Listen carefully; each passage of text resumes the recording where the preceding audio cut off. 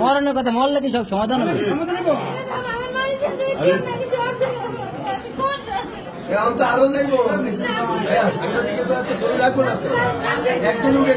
আরে এত ছবি লাগেনি আর লাগবে না। আরে ছবি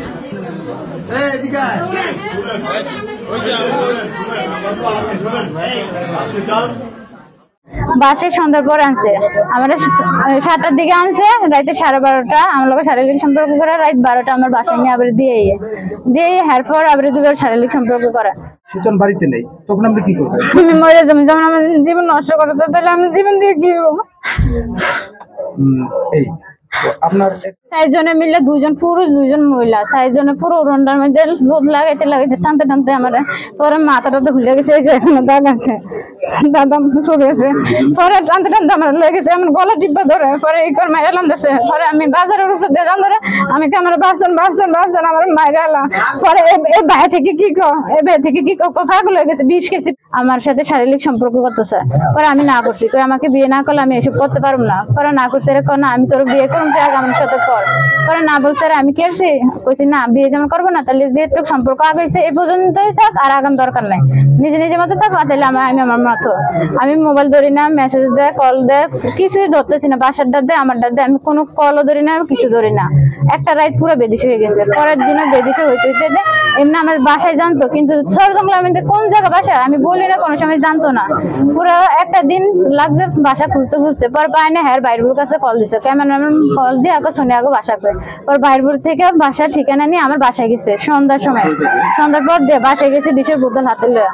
পরে আমার বাইর বউ আছে আর আমি বাসায়। পরে বাইর বউ দরজা খুলছে, আমি সরে গেছি, যে আলাপ পাইছি আমি সরে রুমের মধ্যে দরজা রাখছি, আর বাইর বউ দরজা খুললা বাইর বউ জিগা মানে পুরো ভিজা কান্দা বাব কেমন পাগলের মতন হয়ে গেছে। তো সোনিয়া কই সোনিয়ার যে খবর পাই না, মোবাইল পাই না, সোনিয়ার কি হয়েছে শিগগির সোনিয়ার খবর দাও।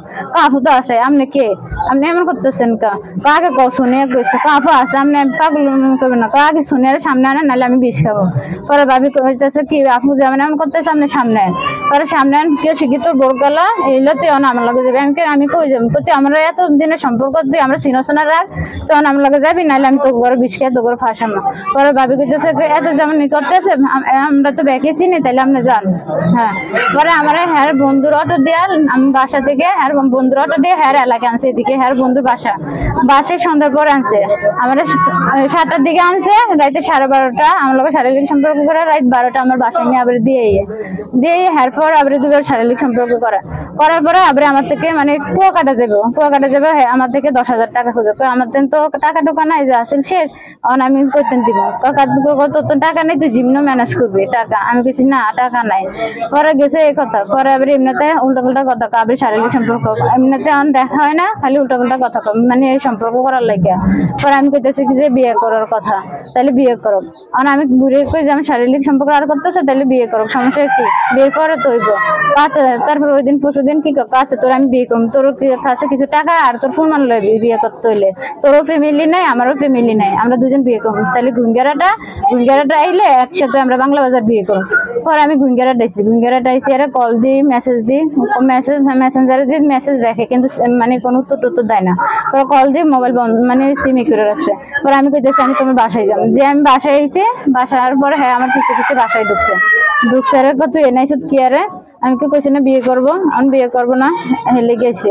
তোর আছে কি, আমার ভাই বিয়ে করছে 20 লাখ টাকা দিছে, গাড়ি কিনা দিছে, তোর আছে কি, আমার দিবি কি, আমার বাইরে যেমন টাকা পেয়েছে তুই আমি টাকা আমি কেমনে করছি। তো 3 বছর সম্পর্ক সবই তো জান আমার কি আছে না আছে, তাইলে আমার হঠাৎ এইসব কথা উঠে কেনা। পরে এইসব কথার পরে হয়েছে পরে হ্যাঁ বাপ ছিল, বাপ আমার হাত থেকে গড়িটা লয়ে গেছে। হ্যাঁ মা আমার ব্যাগ ছিল, ব্যাগটা না ব্যাগের মধ্যে টাকা সব লয়ে গেছে। হ্যাঁ আমার তো মোবাইল লয়ে গেছে এমনি বই কথা কয়। এই ভাই পরীক্ষা দিয়ে বাসায় এসে বাসায় এসে কি এই মেয়েরা ঘর উঠেছে কি আরে ঘরটা শিগগির বাইর করে। এই ভাই আত্মসাটাই নেই আমার এনে সিঁড়ির ধারে বসে আর আত্মীয় স্বজন যেমনি যা আছে অটো রিজার্ভ করছে। এরপরে সন্দেহ গেছে আত্মীয় স্বজন যেমনি আছে হ্যাঁ মহিলা 2-3 জন আনছে না আবার অটো রিজার্ভ করছে। আমি প্রমাণ আছে, তারপরে আনছে আইনা আমার এখানতে বসে বয়ে যাইতেছে, আমি মার পা ধরে বয়ে রয়েছি, আমি জানলাম না। 4 জনে মিলে 2 জন পুরুষ 2 জন মহিলা, 4 জনে পুরো রন্ডার মধ্যে রোদ লাগাইতে টানতে টানতে আমার পরে মাথাটা খুলে গেছে, এই যে এখনো দাগ আছে, দাদা ছবি আছে। পরে টানতে টানতে আমার লেগে গেছে, আমার গলা টিপা ধরে পরে এই করে মাইরা এলাম দেশে। পরে আমি বাজারের উপর দিয়ে যান ধরে আমি আমার বাসন আমার মাইরা এলাম। পরে এই ভাই থেকে কি কথা হয়ে গেছে 20 কেজি। আমার নাম সোনিয়া, আমার বাসা ভোলা সদরে, আর আমার বাবার নাম নুর ইসলাম। আর আমার সাথে ফেসবুকে তার সাথে আলাপ, ফারুকের সাথে 3 বছরের আলাপ। তো 3 বছর আমাদের মাঝে কথা প্রতিদিন চলতে আছে, মানে কথা হয়। কিন্তু হ্যাঁ বাইরে বিয়ে করছে, বিয়ে করার আগে থেকে আমাদের সাথে সম্পর্ক, পরে আমাদের সম্পর্ক চলতে আছে। পরে এই গেছে মাসে 14 তারিখে দেশে আসে আমার সাথে ঘোরাফেরা করছে। এমনকি হ্যাঁ বন্ধু আছে, বন্ধুর সাথে আমার হ্যাঁ বন্ধুর বাসায় আনছে। হ্যাঁ আনছে কেমনে, মানে সম্পর্ক 2 দিন ধরে আমার সাথে ঘোরাফেরা করছে।